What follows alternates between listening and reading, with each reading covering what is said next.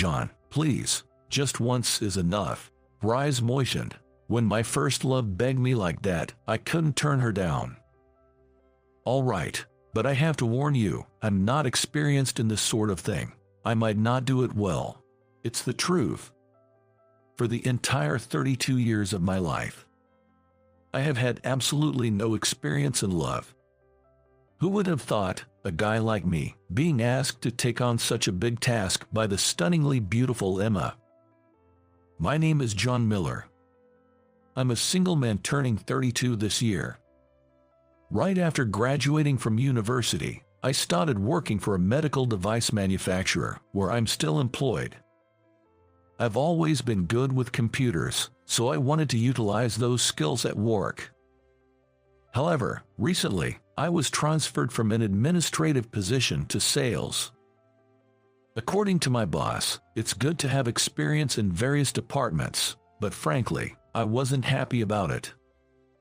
I've never been good at socializing, and I felt I could perform better in an administrative role. Honestly, I think this job change completely ignored the principle of right person in the right place. Plus, there's a male coworker named Alex in the same department who always seems to have it in for me, making the environment extremely uncomfortable. John, you're really useless. Your sales performance won't improve if you keep that gloomy face, Alex would say, scoffing at me. Alex, who is highly educated and handsome, is consistently a top performer in sales. Haha, I'm trying my best, but it's not going well. Sales is simple. Just keep talking, and you'll sell. I really can't understand why you can't do such a simple thing, he said, laughing at me. Alex even has a certified public accountant qualification and is truly an excellent talent. Everyone agrees that if things continue this way, Alex will become a company executive in the future. In contrast, I haven't been able to achieve good results in the department I was assigned to, and it's depressing to think about why there's such a big difference between us, even though we're the same age. Feeling more down than I expected, I decided to visit the municipal library on my next day off. It's been a while since I came here. This library was a special place where I used to spend a lot of time when I was in elementary school. The wooden building is old, but it has a deep charm, and it made me reminisce about the past. I made many memories in this municipal library with my first love. In third grade, I was surprised when my hand touched a girl's as I was trying to pick up a book in this library. It seems we were trying to pick up the same book at the same time. The girl was Emma, who had just transferred to my class.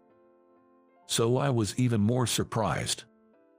Oh, I'm sorry. No, it's my fault, but I was surprised. I didn't expect to meet you here, John. Me neither. I rarely see other classmates in this library. As we were talking, a librarian who was passing by looked at us. If we continued to chat in the library, we might get told off. Thinking this, I decided to invite Emma to go outside. Normally, I wouldn't feel like this, but I wanted to talk more. I was worried if she might refuse, but Emma gave me a gentle smile and said, sure. So we sat on a bench outside the library. Feeling like this was a bit like a date and made my heart pound, but that's a secret. Emma confided in me. Honestly, I don't really want to go to school. Why? Well, I'm overweight, right? I was bullied at my previous school because of that, and even now, I don't have anyone I can call a friend. I sympathized with Emma's story. I'm also not good at communication and don't have many friends. Me too. I honestly find it hard to go to school. This is the first time I've been able to talk honestly with someone like this, so I'm kind of happy. When I said this, Emma said, me too. Looking back now, I think that was the moment a friendship was born between us. And so, we naturally became friends, and met frequently at the local public library. We certainly had conversations at school, but if we were too close there, we risked becoming the target of teasing, with people saying, "Are those two dating?" We both wanted to avoid that, so we kept a certain distance from each other. Over time, Emma also made a few female friends. Her modest and gentle nature probably made the other girls feel close to her. I'm really glad Emma made friends. For some reason, even though it wasn't about me, I was happy to see Emma enjoying herself. When we first met, we were both too young to understand the concept of love, but as the grades went on, I began to realize that my feelings for Emma were special. Emma and I have the same taste in books, and just talking to her is a real joy. Even though I was full of complexes and often felt suffocated in school life, the time I spent with Emma gave me the energy to live. I hope this time will continue forever. That was my strong wish, but when we became middle schoolers, that dream was sadly shattered. In fact, 2 changes occurred for Emma and me when we entered middle school. The first one was that we, who had always been in the same class, were separated when we entered middle school.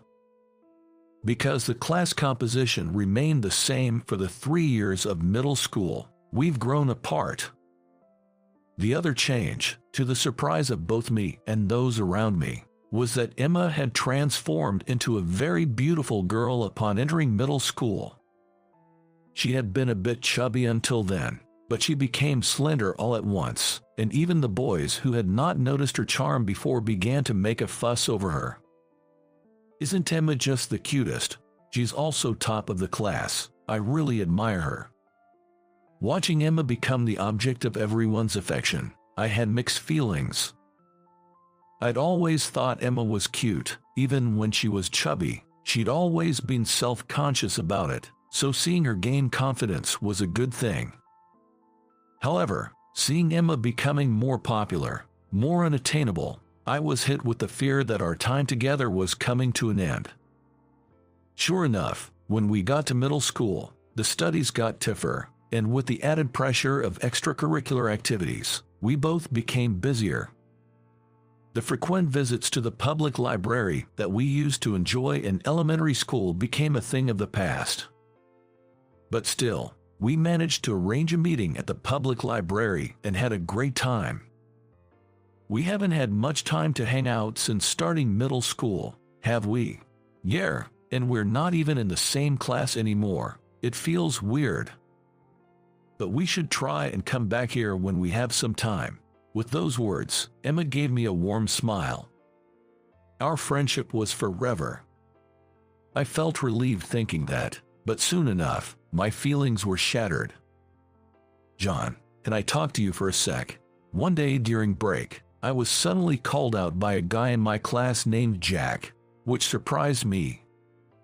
Jack was good-looking, the ace of the soccer team, and one of the top guys in the school's social hierarchy. What could he possibly want with me?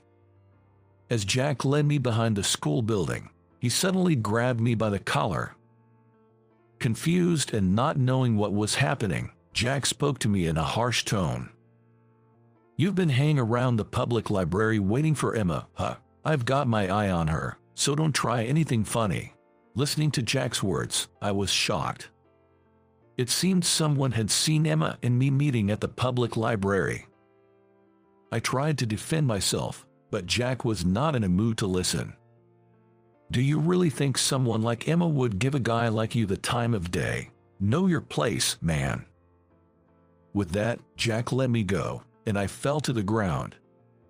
Jack walked away as if nothing had happened. I was left sitting there, stunned and shocked by what had just happened. A school hero like Jack was interested in Emma. In such a situation, it felt absurd for me to ask Emma for friendship. Emma was always kind to me, but I couldn't help but deep down she may have been annoyed. That night, I cried myself to sleep, my mind filled with thoughts. From then on, I stopped trying to interact with Emma. I used to pass by Emma's classroom, go to the public library whenever I could, but I stopped all that to keep my distance from her. The school was full of students, so naturally, the interaction between Emma and me decreased dramatically. We passed each other in the hallway from time to time, but we stopped greeting each other. Although I felt lonely, I accepted the situation. Emma's father was a practicing doctor, and she was a true lady and the school's princess. There was no way she and I could ever be together. If that's the case, it's better to give up before my feelings of affection become any stronger. And so, my first love quietly came to an end. Since then, I never dated any woman. Heck, I didn't even fall in love with anyone else. I grew older, all the while remaining utterly unacquainted with love. Still, it's undeniable that even now, I can't forget my gentle feelings for Emma. People might laugh at me for still carrying that adolescent crush from middle school. But the feelings I never expressed and kept sealed away never faded in me even as I became an adult. With these bittersweet memories of Emma, I decided to visit the city library, where an unexpected event occurred. Shockingly, Emma was at the library. Our eyes met, and we froze for a moment. Neither of us ever expected to reunite in such a place, even though I thought I would never see her again. 17 years since our last meeting, Emma had become even more beautiful. While I was still frozen in surprise, Emma slowly approached and began to speak. You're John, right? Yes, I am. What a surprise, meeting here. Me too. Should we change places? Everyone is kind of paying attention to us. Just as Emma said. Other library patrons were staring at us because we looked so surprised. And so, we decided to talk outside. Somehow, this felt nostalgic. I ended up having tea with Emma at a nearby coffee shop. I never thought I'd be having a one-on-one conversation with Emma. As we were chatting, suddenly Emma started with a troubled expression. I think I can ask John. You see, I'm being forced into marriage. What? I'm currently working as a nurse at my father's clinic, and a supplier who visits there regularly has been making a pass at me. My father, seeing me single and without a boyfriend, is insisting that I should marry the supplier, but I absolutely don't want to. That sounds tough. So, John, please, pretend to be my boyfriend just once. What? I was surprised by Emma's unexpected proposal. Who would have thought I'd be asked to play the role of Emma's boyfriend? When I was trying to reject the man's proposal, I impulsively lied that I have a boyfriend. But he's so insistent and wants to meet the boyfriend. Even my father is telling me to introduce him. I'm really in trouble.